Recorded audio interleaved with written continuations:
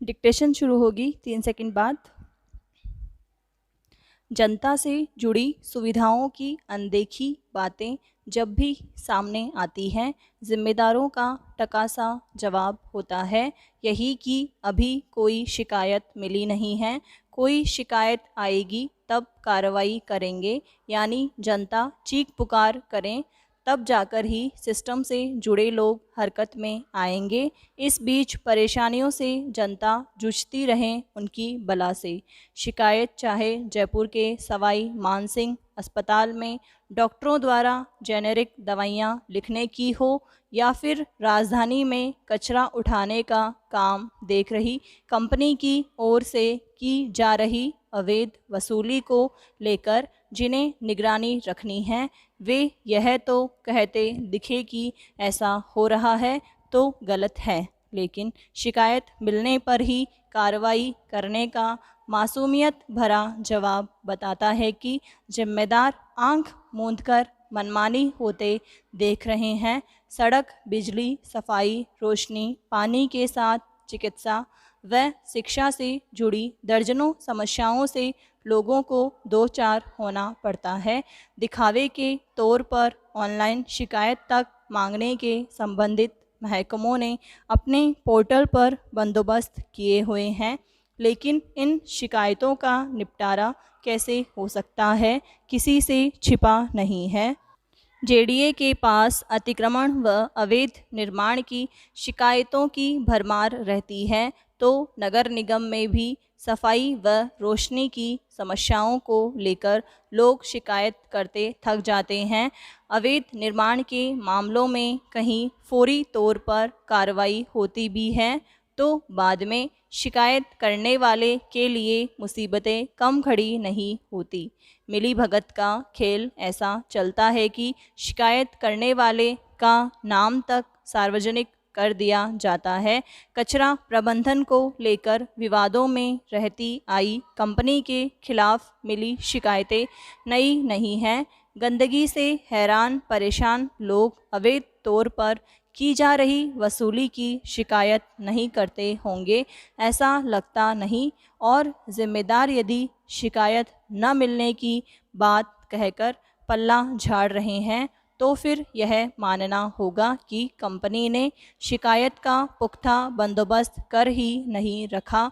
तमाम सेवा प्रदाताओं से अपेक्षा की जाती है कि यदि उनसे जुड़ी सेवाओं को लेकर किसी को शिकायत है तो शिकायत दर्ज करने से लेकर उसकी सुनवाई तक की पुख्ता व्यवस्था की जानी चाहिए। पानी, बिजली व सफाई जैसी आवश्यक सेवाओं के लिए तो यह इंतज़ाम और भी पुख्ता होने चाहिए। शिकायतों की ऑनलाइन सुनवाई की व्यवस्था तो जैसे भगवान भरोसे ही रहती है। कहीं लाइनें व्यस्त होने का राग सुनाई देता है तो कहीं आपकी कॉल पर संतोषजनक जवाब नहीं मिलता।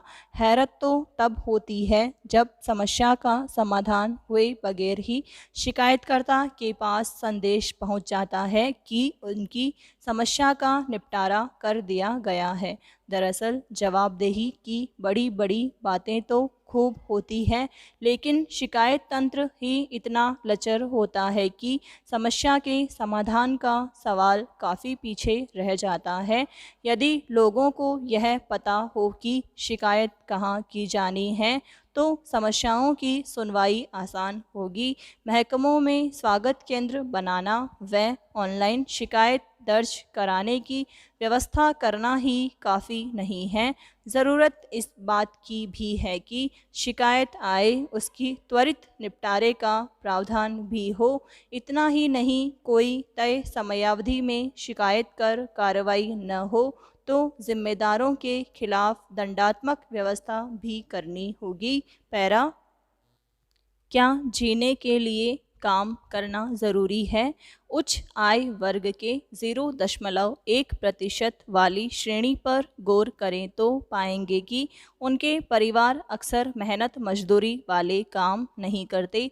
वे जुटाई गई जमा पूंजी पर प्राप्त किराए की रकम से ही जीविकोपार्जन कर लेते हैं। केवल कुछ ही हैं जो अपने बलबूते पर संपन्न हुए हैं, बाकियों को यह विरासत में मिला है।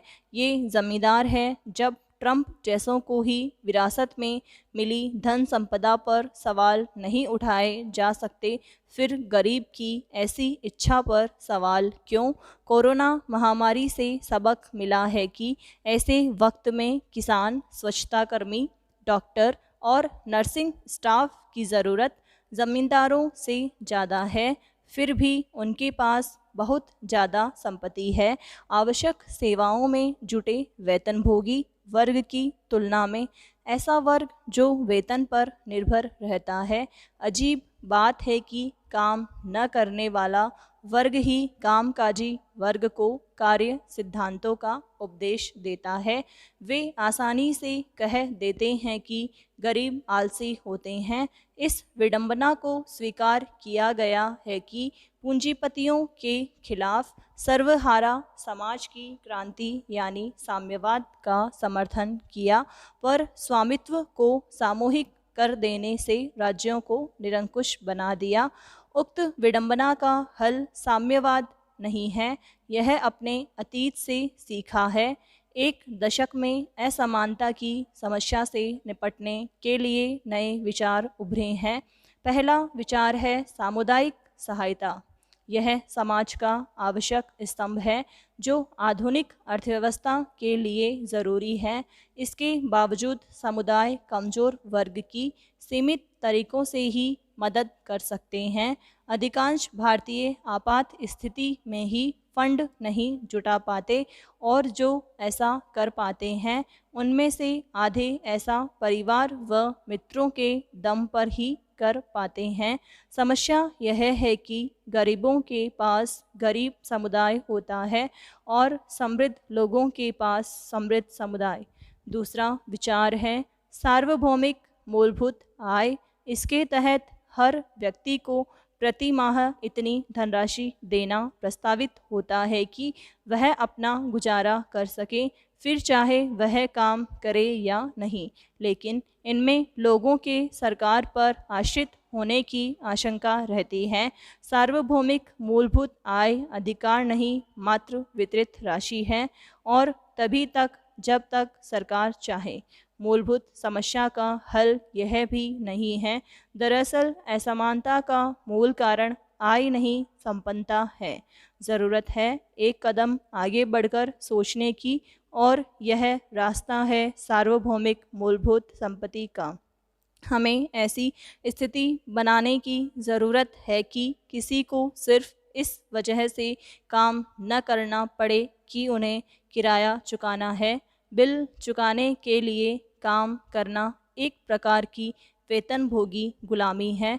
ज़रूरत है व्यक्तिगत संप्रभुता के विकास की, जहां नागरिकों का एक संपत्ति या संपदा पर अधिकार हो जिसके बल पर वे अपना जीवन चला सकें।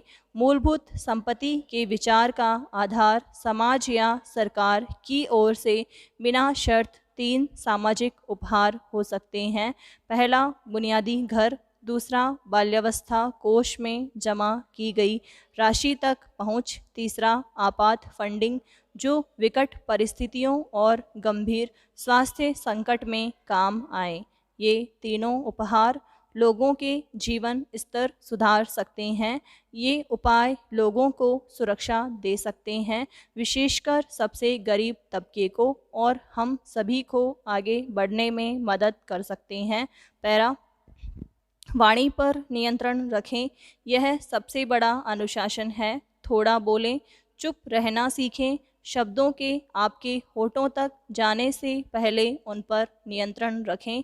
शब्द ब्रह्म है, शब्द में अपार सामर्थ्य है, इसलिए शब्द के प्रयोग में लालित्य, माधुर्य और विवेक बड़ी साधना है। जो सदा सुवचन बोलता है वह समय पर बरसने वाले मेघ की तरह प्रशंसनीय और जनप्रिय होता है। हम जिन शब्दों का उच्चारण करते हैं उनकी गूंज वातावरण के माध्यम से सामने वाले के मन मस्तिष्क में समा जाती है। अगर हम मृदु वचन बोलेंगे तो इनका प्रभाव दूसरे व्यक्ति पर अच्छा पड़ेगा। शब्दों की शक्ति अतुलनीय है। बोलने से पहले शुद्धता, विनम्रता और दयालुता को प्रतिबिंबित करने, व्यवहार को प्रभावी बनाने के लिए शब्दों का चयन हमेशा सावधानी से करें। समाप्त।